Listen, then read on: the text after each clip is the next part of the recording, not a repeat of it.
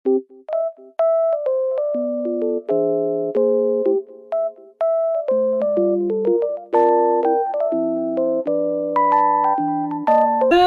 afternoon guys. Ayan, kakauwi ko lang dito sa apartment ni El kasi after naming mag-chill nights kagabi dun sa area, basta somewhere yon sa may Manila. Wait, may ilalapag to. Hawakan ko na lang.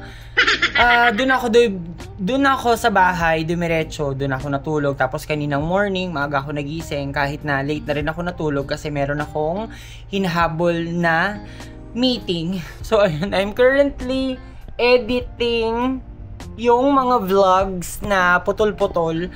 Bakit ko nasabing putol-putol? Kasi ito yung mga videos na ano lang, tawag dito. Pag kumukuha ako ng clips, as in clips lang talaga sila.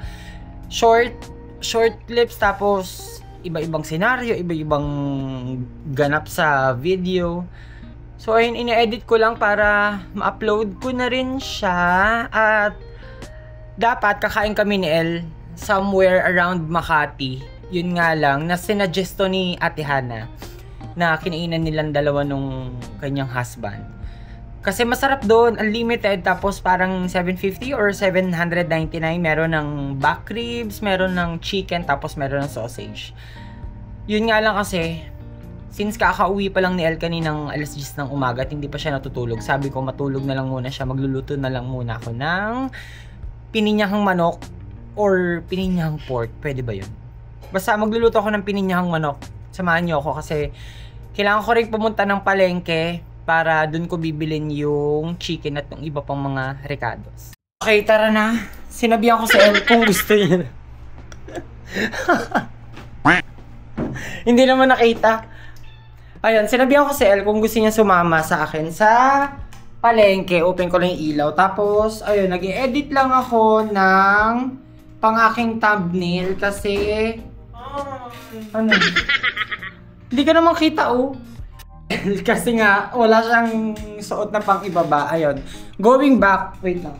Nag-aayos na ako ng aking thumbnail at magsusuot na ako ng aking pantalon kasi lalabas kami, sasamahan niya akong bumili ng chicken, pininyahang manok na lang. Sabi ko nga sa kanya kanina, what if pininyahang pork na lang. Pero sabi niya, meron bang ganun guys? Comment down below kung may pininyahang pork. Pero basically, parang pwede rin naman yan di ba?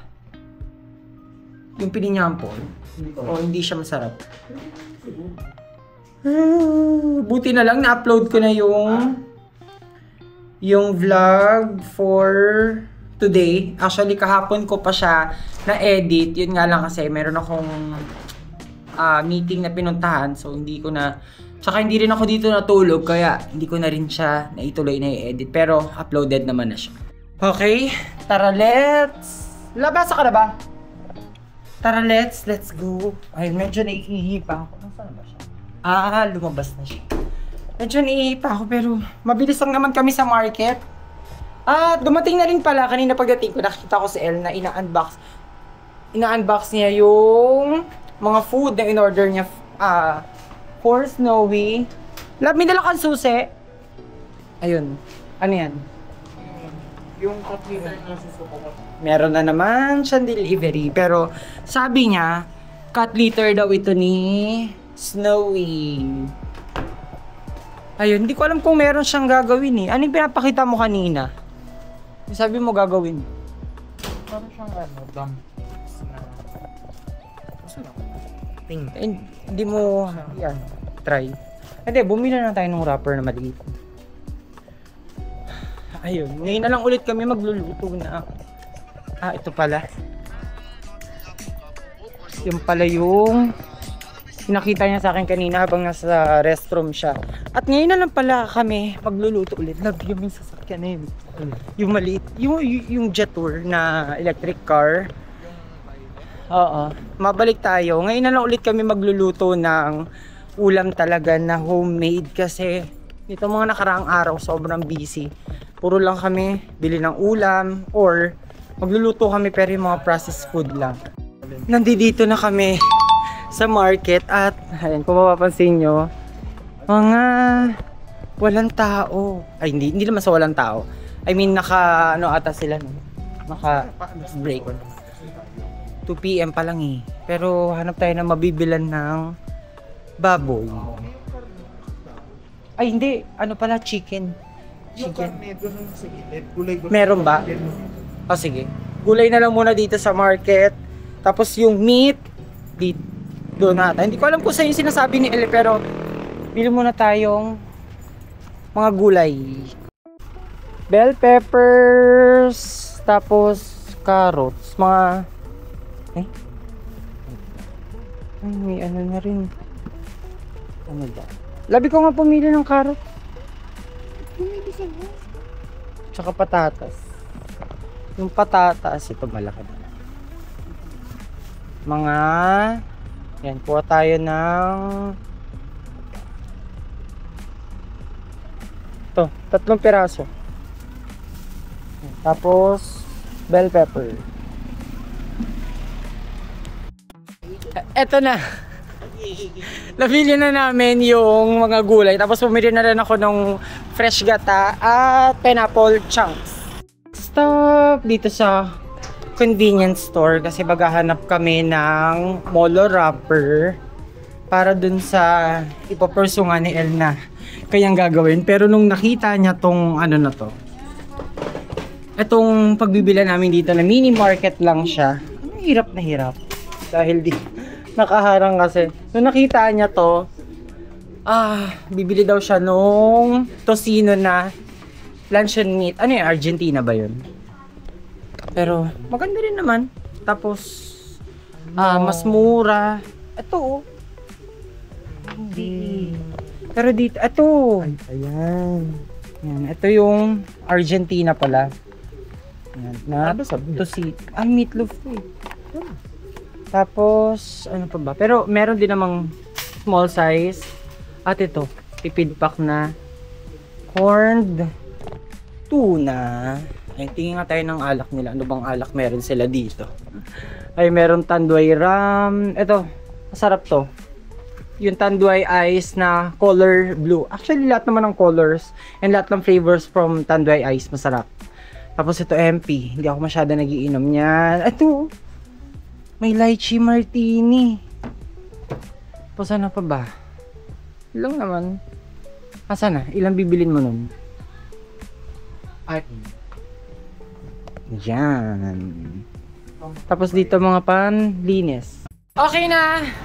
Tapos na kami. At ang inabot ng kulang-kulang 761 lahat ng pinamili namin na pinalagay ko dito sa box. Tapos next. Ano, flat ang gulong. Flat ang gulong niya. Yung sasakyan kasi guys, tumatakbo na flat yung kanyang gulong. At ayun, soba. Ayan na naman yung init. Ano love, tara na. Bakit hindi niya napansin? Kinakabol niya lang doon sa Be, sobrang init.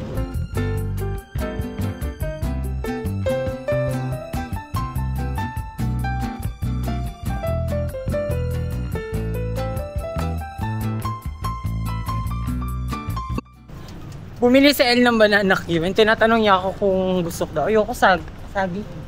Hindi kasi ako masyado kumakain ng saging guys. Kasi, alam nyo na. Yung ano. Oo. Pag umiinom talaga ng mga ganong laxative, ang kalaban talaga nun is... Ayan. Saba. Ayan. Bumibili kasi si El ng, ayan, panlinis sa likod. Yung para kay Snowy Boy.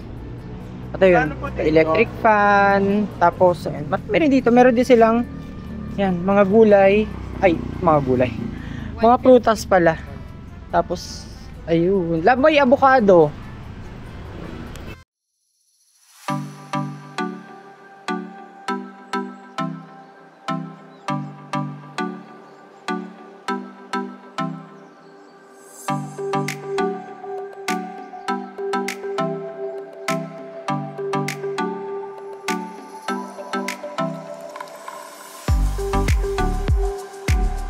Ay, nako. Nakabili na nga ng recados para sa pang pininyahang manok. Yun nga lang, walang nabiling manok kasi naka-lunch break ang palengke. At ito yung binili ni El na ice scramble. Dapat yung ube flavor, yun nga lang, wala. Yung ginawa namin, tawag dito. Ito, naghiwa na ako kanina kasi sabi ko para pagdating ko, luto-luto na lang. Pero wala rin pala. Kaya bumili na kami ng lutong ulam para makakain kami agad. So, bumili kami ng Bicol Express. Tapos, ano to? Liver. Adobong atay. At humingi rin kami ng 2 sabaw.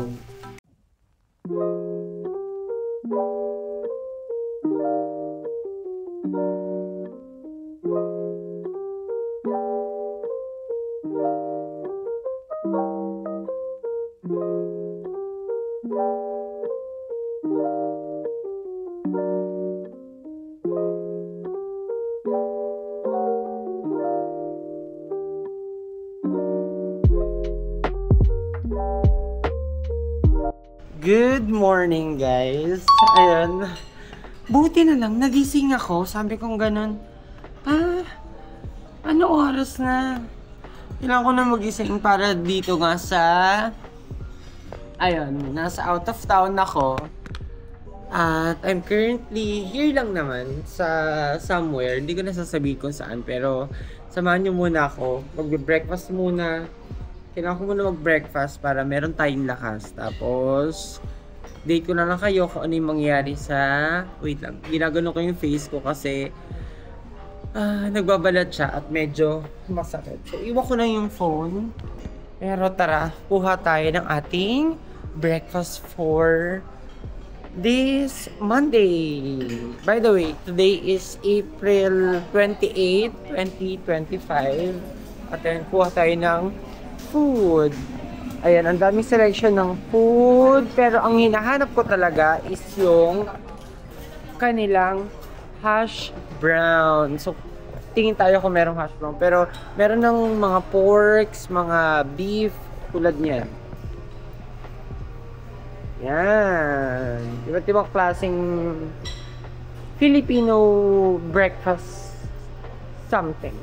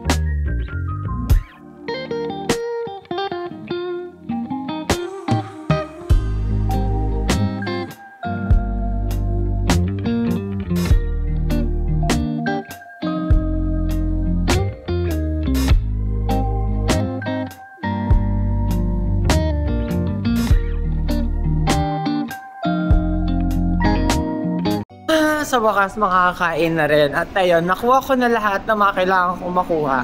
At napaluto ko na rin yung mga kailangan kong ipaluto. So, pakita ko sa inyo. So, my table is number 18. And buti nakahabol pa nga. Walang hila-hilamos. Pero ito yung food na aking nakuha. Ayan siya. Kumuha lang ako netong bangus. Tapos bacon. Tapos itong kanilang beef. At syempre yung kanilang egg, nagpa-scramble lang ako ng egg. Tapos dito naman yung chili oil. Ayan, sa ano naman, merong cheese, merong fish, merong salmon, and then merong egg. Ito, cream cheese to. Tapos nagpaluto na rin ako ng noodles. At syempre, ito yung aking hot chocolate. At, ayan, rice. Tapos ito yung aking view for this morning.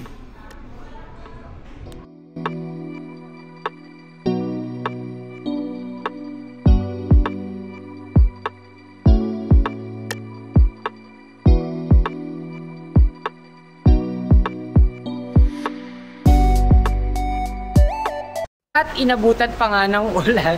Ayun, sobrang lapit ko na sa apartment ni Elle. Sabi ko pa nga kapag baba ko dun sa malapit sa apartment niya, bibili na ako ng chicken. Pero, tingnan nyo nangyari guys. Ang lakas, wait lang na sa income ko.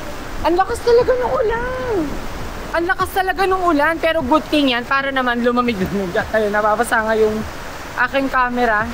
Nagpapaba na ako dito sa may SM North kasi mukhang matatagalan pa bago tumila yung ganito kalakas na ulan.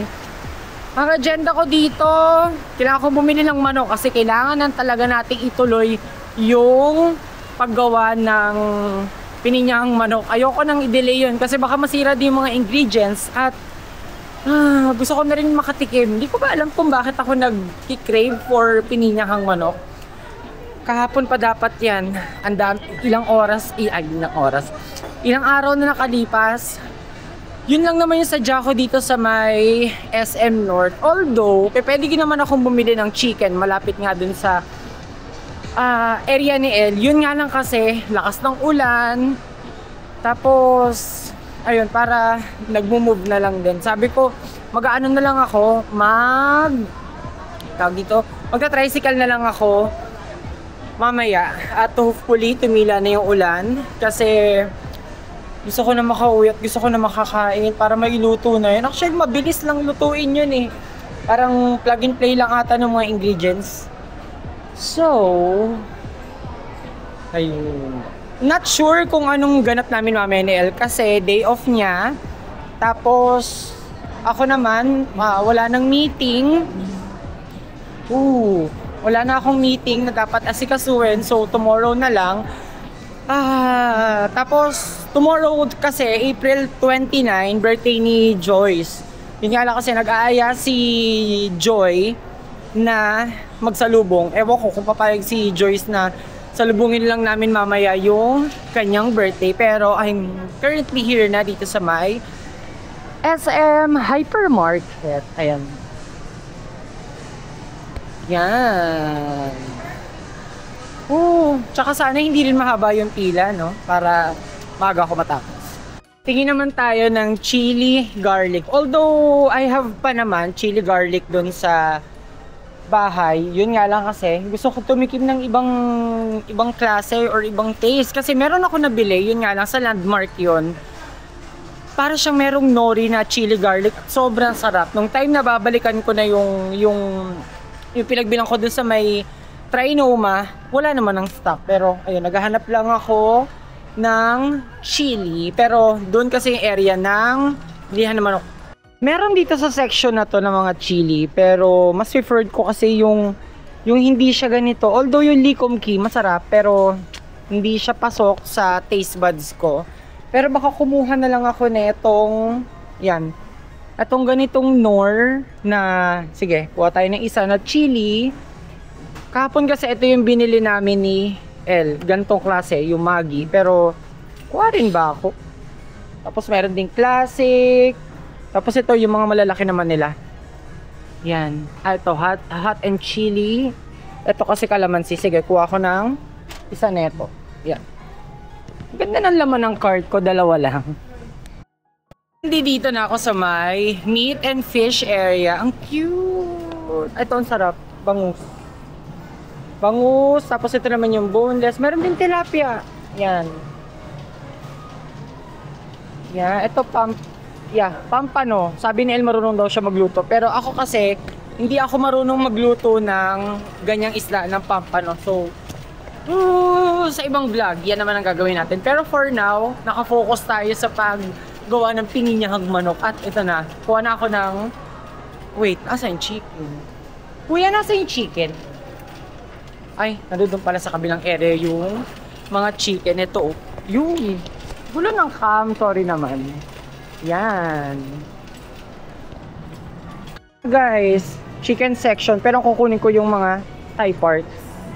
Tapos meron din sila dito. So, bounty. Tapos ano pa ba ito? Ano ata to? Not sure. Leeg. Tapos ayun, dito rin. Tapos meron din silang mga, ayan, fresh pick na nakapack na siya, nakamarinate na. Piprituhin na lang. Yun. Bili na tayong chicken. Dami ko pa sinasabi, no?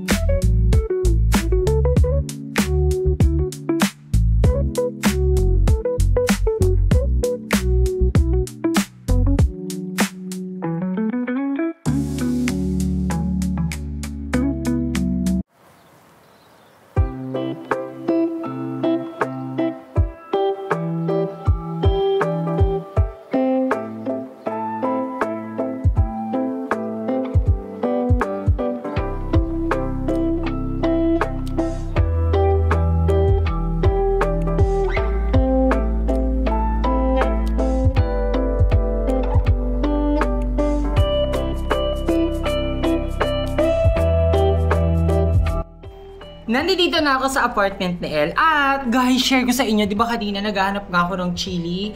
Nakita ko na to! Ayan, yung hengs. Tapos, ito yun yung sinasabi kong crispy Korean seaweed chili.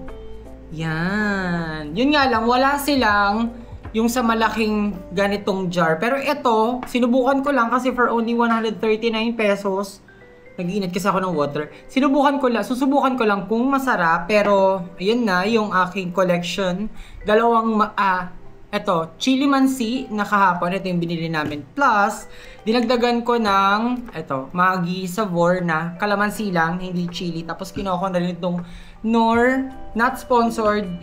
Pero, ayun, tignan natin yung aking pininyahang manok na sinasadya ko talaga guys na damihan yung sabaw kasi mahilig nga ako sa sarasa ng ulam. Pero, yan na. Wala pang 30 minutes.